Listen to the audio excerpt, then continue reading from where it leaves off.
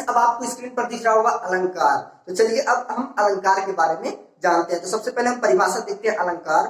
तो अलंकार क्या है परिभाषा उसकी? काव्य की शोभा बढ़ाने वाले तत्वों को अलंकार कहते हैं। ठीक है फ्रेंड्स, काव्य की शोभा बढ़ाने वाले तत्वों को अलंकार कहते हैं। अब देखिए अलंकार के भेद। अलंकार के दो भेद हैं। ठीक है, पहला होता है आपका शब्दालंकार, दूसरा होता है आपका अर्थालंकार। तो आपको फ्रेंड्स शब्दालंकार नहीं पढ़ना है। शब्दालंकार में आपका होता है अनुप्रास अलंकार, यमक अलंकार और श्लेष अलंकार, और जो दूसरा होता है आपको उसको अर्थालंकार होता है। तो आपको अर्थालंकार में भी कुछ चुनिंदा अलंकार को पढ़ना है, जिसमें से आपको 3 अलंकार पढ़ना है, एक उपमा पढ़ना है, एक रूपक पढ़ना है और एक उत्प्रेक्षा पढ़ना है। तो चलिए सबसे पहले हम फ्रेंड्स उपमा अलंकार के बारे में जानते हैं। तो इसकी परिभाषा को हम देखते हैं। बोल रहा उपमा का अर्थ है सादृश्य, समानता तथा तुल्यता। सादृश्य मतलब उसके समान दिखना। ठीक है फ्रेंड्स, सादृश्य मतलब होता है एक समान, ठीक है, और दृश्य मतलब दिखना।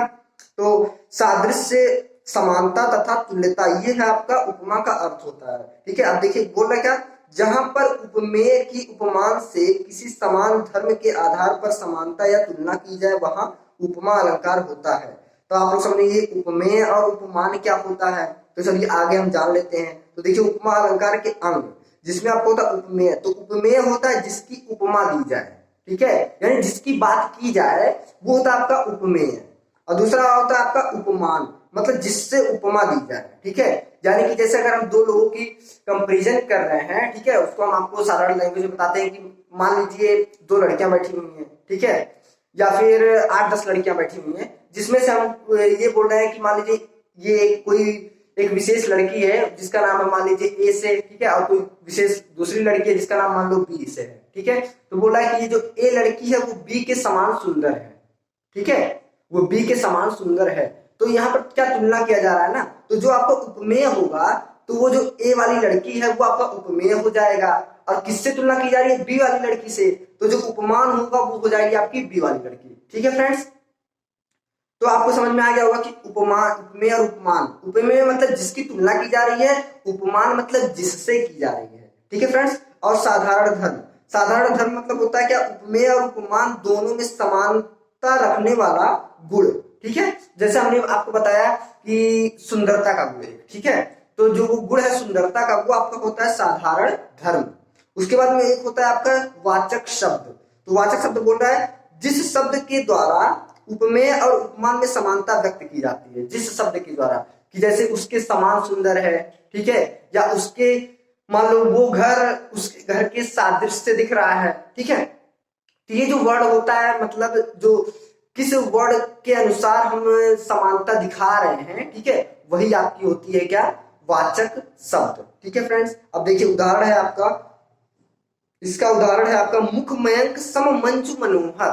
ठीक है, तो जो आपका उपमा अलंकार होता है वो 4 चीजों से मिलकर बना होता है, उपमेय, उपमान, साधारण धर्म और वाचक शब्द। ठीक है फ्रेंड्स, तो देखिए यहाँ पर है मुख मयंक सम मंजू मनोहर, ये आपका है उदाहरण। तो देखिए इसमें बोला स्पष्टीकरण से हम समझ लेते हैं कि ये उपमा अलंकार का उदाहरण क्यों है। तो देखिए उपमेय, उपमेय यानी कि किसकी तुलना की जा रही है? मुख। ठीक है, मुख उपमान है आपका क्या? मयंक। साधारण धर्म है आपका मंज और मनोहर। ठीक है, और वाचक शब्द है आपका सम, अतः यहाँ पर उपमा अलंकार है। ठीक है फ्रेंड्स, मुख मयंक सम मंज मनोहर। ठीक है, यानी मुख जो है वो मयंक के समान मंज मनोहर है। ठीक है, तो आपका उपमेय हो गया आपका मुख, और किससे तुलना की जा रही है? आपकी मयंक से। और शब्द कौन सा प्रयोग किया गया है? सम। और गुण कौन सा है आपका? मंजू मनोहर। ठीक है फ्रेंड्स, तो यहाँ पर हो गया आपका उपमा अलंकार। अब हम आगे देखते हैं उत्प्रेक्षा अलंकार। तो देखिए उत्प्रेक्षा अलंकार, इसमें हम परिभाषा देखते हैं उत्प्रेक्षा अलंकार की। जहां उपमेय में उपमान की संभावना की जाए। देखिए पहले में तो तुलना की जा रही है, ठीक है, लेकिन इसमें क्या है? उत्प्रेक्षा में आपकी संभावना की जाती है, वहां पर उत्प्रेक्षा अलंकार होता है। उदाहरण देखिए, बोला सोहत ओढ़े पीत पटु श्याम सलोने गात मन नीलमणि सैर पर आतप पर्यो प्रभात। ठीक है फ्रेंड्स, अब देखिए स्पष्टीकरण बोला यहाँ श्री कृष्ण के श्याम शरीर, ठीक है, यानी कि जो कि क्या है आपका उपमेय कि नीलमणि पर्वत, यानी कि जो उपमान है इसके रूप में संभावना की जा रही है। ठीक है, यानी कि श्री कृष्ण का जो श्याम शरीर है, ठीक है, जिसको हम उपमेय कहते हैं, उसकी संभावना की जा रही है किसके रूप में? नीलमणि पर्वत के रूप में। ठीक है, तो यहाँ पर संभावना की जा रही है कि उसके समान हो सकता है। ठीक है, तो यहाँ पर क्या होगा आपका? उत्प्रेक्षा अलंकार। अब नेक्स्ट है आपका फ्रेंड्स रूपक अलंकार। तो रूपक अलंकार की परिभाषा हम देखते हैं। बोल रहा है जहां उपमेय और उपमान में अभिन्नता प्रकट की जाए, यानी जहां उपमेय और उपमान यानी कि जो दो लोगों के बीच में तुलना की जा रही है, ठीक है, जिसकी तुलना की जाती है हमने आपको बताया वो उपमेय होता है, और जिससे तुलना की जाती है वो आपका उपमान होता है। तो उसमें जब अभिन्नता प्रकट की जाती है यानी कि उसमें कोई भी अंतर नहीं प्रकट किया जाता है, यानी कि देखिए अर्थात बोला उन्हें एक ही रूप में प्रकट किया जाए, ठीक है। तो बोला जहां उपमेय और उपमान में अभिन्नता प्रकट की जाए अर्थात उन्हें एक ही रूप में प्रकट किया जाए, वहां रूपक अलंकार होता है। यानी कि दो लोगों में कोई तुलना या समानता नहीं दिखाई जा रही है, दो लोगों को एक समान मान लिया जा रहा है, ठीक है फ्रेंड्स। तो वहां पर होता है आपका रूपक अलंकार। तो यहाँ पर देखिए फ्रेंड्स उदाहरण देखते हैं हम। यहाँ पर देखिए चरण कमल बंदो हरि राई, ठीक है फ्रेंड्स। तो इसका हम स्पष्टीकरण देखते हैं। देखिए यहाँ चरण उपमेय और कमल जो है आपका वो क्या है आपका उपमान में कोई भेद नहीं किया जा रहा था, यहाँ पर रूपक अलंकार है।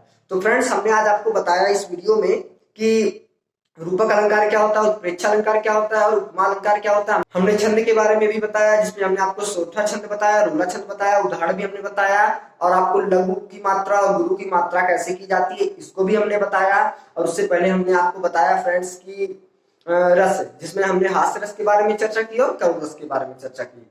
तो हमने ये रस छंद और अलंकार यानी कि काव्य सौंदर्य के अंतर्गत जो टॉपिक्स पूछे जाते हैं आपके एग्जामिनेशन में उसको हमने बता दिया है अकॉर्डिंग टू 10th सिलेबस, यानी कि क्लास 10th का जो सिलेबस है उसके अनुसार हमने फ्रेंड्स बता दिया है। आई होप आपको ये वीडियो अच्छा लगा होगा, तो कमेंट बॉक्स में हमको जरूर बताइएगा, और भी किस चीज पे रिलेटेड आप वीडियो चाहते हैं उसको भी आप कमेंट बॉक्स में जरूर लिखिएगा। तो फ्रेंड्स आई होप आप सभी लोगों ने समझ लिया होगा कि रस छंद अलंकार क्या होता है। ओके फ्रेंड्स, तो अपने नेक्स्ट वीडियो में हम क्लास 10th की एक और अच्छी सी टॉपिक्स के साथ मिलेंगे। तो मिलते हैं अपने नेक्स्ट वीडियो में और भी अच्छे से। तब तक के लिए आप सभी लोग अपना ख्याल रखिए और मेहनत करते रहिए फ्रेंड्स।